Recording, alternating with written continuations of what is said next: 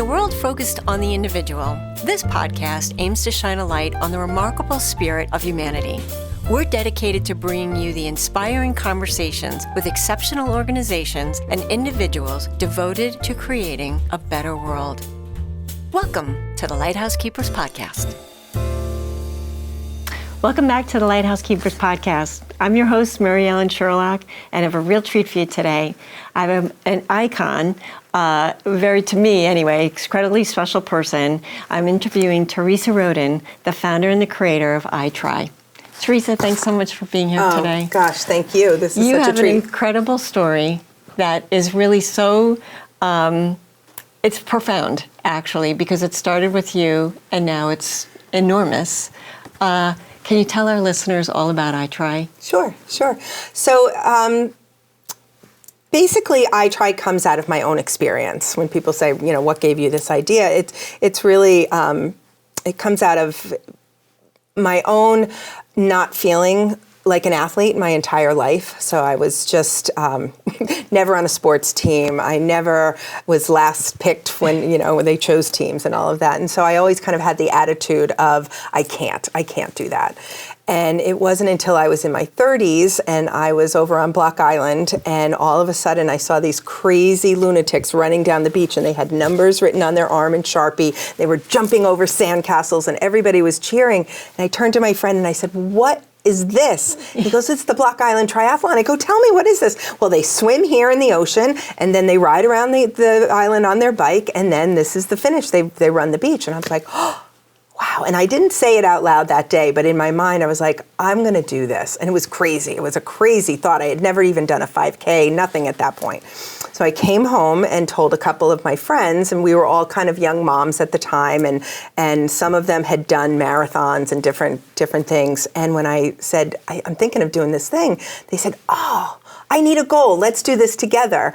And so we literally signed up for the Block Island Triathlon for the following year, Googled how to do a triathlon, and dove into the deep end of the pool, not knowing a thing. And it was just the most amazing time, because as I was training my body, I quickly realized that if I continued to have that same internal dialogue that I had always had, I can't do this, or I'm too fat, I'm too slow, who do I think I am? I'm never going to do this. If I kept having those thoughts, then I was never going to make it to that finish line. And so at the same time that I was training my body, I was also training my mind and my emotions and my spirit, and doing a lot of reading things like Louise Hay, You Can Heal Your Life, and The Power of Affirmations. And it was the time where the movie The Secret had come out, and they talked about visualization, and I was learning how Olympic athletes and astronauts, rehearse in their minds and doing all of that. And so by the time the race came, I was so prepared. I had done visualization where I had gone there in my body, that I was so sure that if I had gone there in my mind, that I would go there in my body. And, race day came, and it was phenomenal. Like I always tell the girls now, you'll have this moment where it's surreal and you're like, oh, it's really happening. This is exactly how I thought it was going to feel. And you have that moment. And it was great. The finish line was great. I felt great. And you have this feeling of, wow, if I can do that, I can do anything. And so from that, I came home, and anybody, when I met you, I said, you'd be a triathlete right now, because I would say, look at me. Can you imagine that, folks? Yeah, if I could do it, anybody could do it. Right. And that's what happened. The next year, we had like 25 people go over and do this race, and we kept doing all these races on Long Island. And, years went by, and I got as far as doing an Olympic distance race, which I'm still very proud of today. Oh my gosh, I got to chill. Yeah. It's crazy. And my daughter and my husband would come to every single one of my races. And, she was getting older.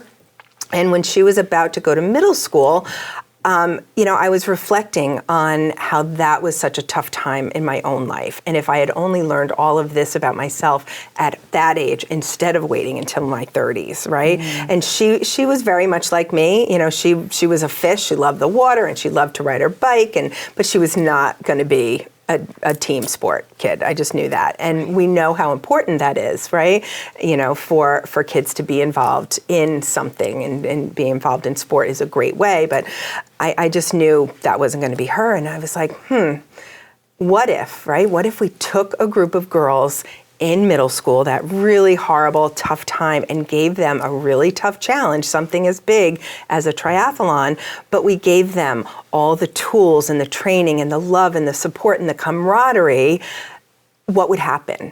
And that's where we started. Absolute magic. Yeah.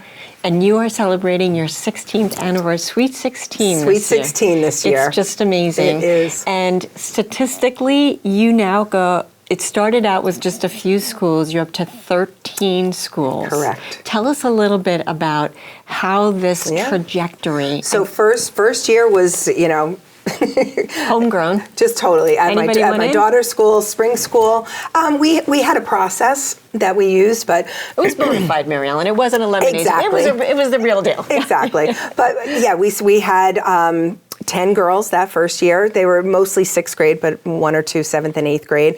And, we just, I remember looking at them and saying, I don't know exactly what this is going to be, but we're going to create this together. And it kind of gave them that feeling. And it was magic. And really, I always say it was meant to be, and it sort of came through me. I remember sitting in the library writing what's now our empowerment curriculum, which is very, pretty similar to what it is today, is very similar to those first lessons we did with those girls at spring school. So it's empowerment sessions that are about an hour each week, and that's where we do the stuff, the affirmations and visualization, all of that, followed by a fitness session, right? So that they get to understand that fitness is lifelong, and there's so many ways and so many fun ways. So one week it'll be Zumba or kickboxing or whatever, so just cool. different than what they get in gym class. And then on Saturdays is the triathlon training, where they do swimming and running, and then eventually biking when it gets warm, and then we put it all together. So that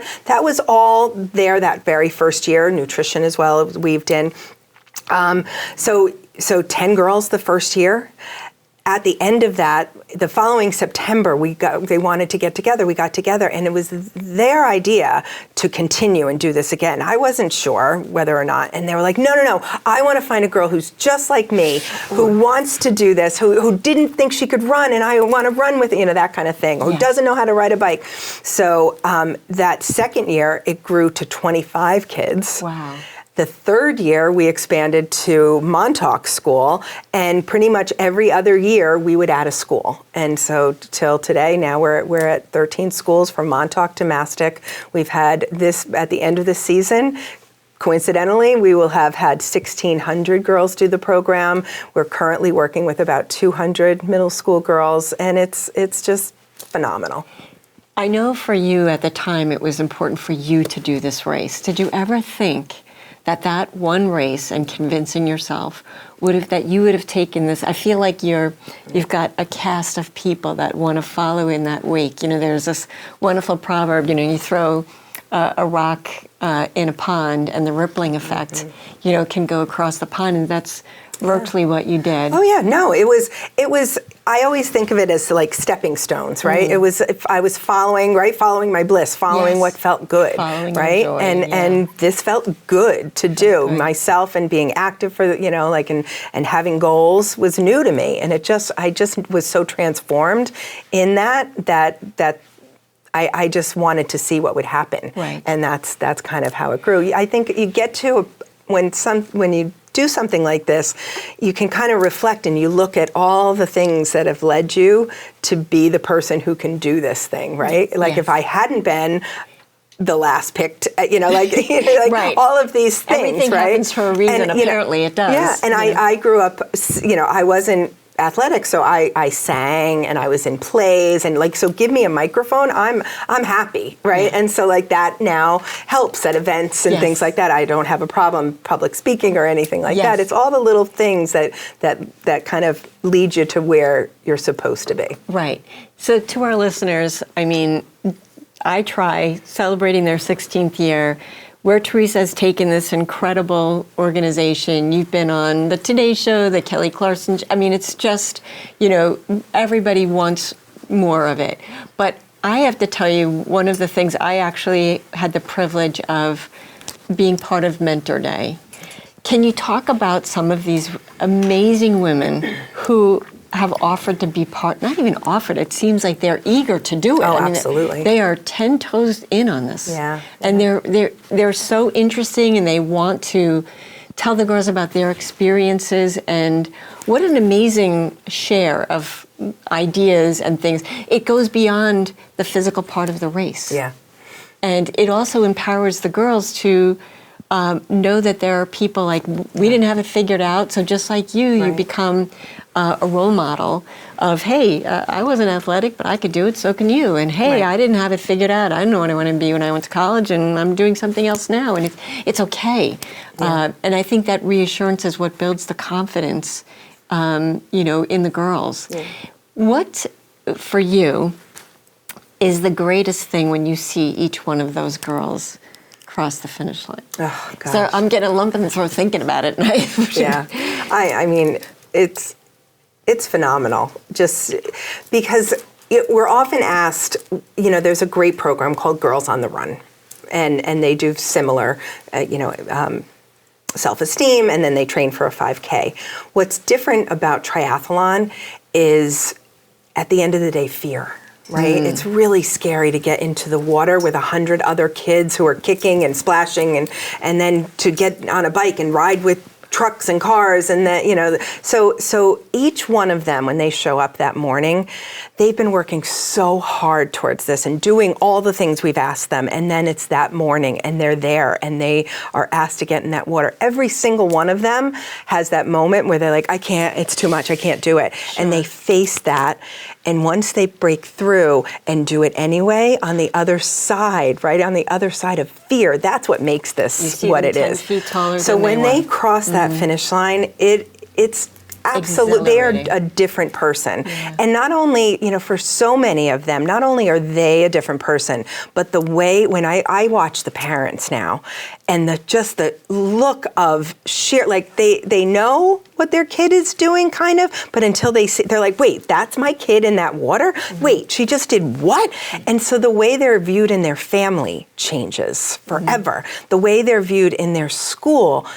forever, and the way they feel about themselves and what they can do in their future, and take all those little tools and go on to use them for any other goal that they set. So, yeah. That growth is pretty profound, isn't it? One of my favorite finish line stories is we had a girl, her name is Emily, and she's got some disabilities. And we do something at our finish line. So at any race you ever go to, everybody's there cheering on the first finisher, but then the crowd leaves. And by the time the last person is like, wah, wah, ours, nobody leaves until that last kid crosses the finish line. And so as they finish, they stay, and our girls make a bridge with their hands. So the next finisher goes under the bridge, and then it becomes this long tunnel that they run through. And very often the girls who finish first will go back out on the course and run back with the ones who are struggling. Well, Emily, was somebody, when we did a practice run of them doing the finish line and girls doing the bridge, and when Emily came up to it and saw this and everybody's yelling and screaming, she went like this. She couldn't handle the noise and the yelling and the attention. And so I looked, and there were only about 6 girls there at the time, and I looked at them and I said, you know what we can do? We can do this. Do you know what this is? Right? So the universal, sign language for cheering. So we practiced that, and she ran through and she was fine. So now race day comes, and they're all finishing, and they're all cheering, and they're all doing this, and I'm everywhere at once, and I wasn't even at the finish line at this moment. I was somewhere else, and they're finishing, and all of a sudden it goes from "Wah!" to dead silence, and I got scared, and I looked, and here comes Emily. Those same 6 girls who had done that with me took it upon themselves. They saw her coming, and they silenced everyone. All the girls just started doing this, and then the families understood the entire, 1,000 people going like this as this kid got her moment, and she wasn't scared and overwhelmed. It was like the most beautiful thing. And it's those moments, one after the other. Each one has their own special story, but that one always stays in my heart. Teresa, you've created an amazing momentum. You're helping people just by supporting them. Congratulations on 16 years of I Try. Thank you so much. I'm so happy to celebrate you. I can't wait in June. Yay. So the good news is, listeners, we will, on our next episode, we're going to get to talk to Alyssa Chen. And Alyssa is the program director, coordinator for I Try, and we'll be talking to her to hear more about what these amazing children do. So we'll see you next time. Thank you for watching and being part of this journey. Remember that lighthouses symbolize hope. With hope, we persevere and inspire positive change. If you enjoyed this episode, don't forget to subscribe, leave us a review, and share it with your friends. Until next time, keep shining your light.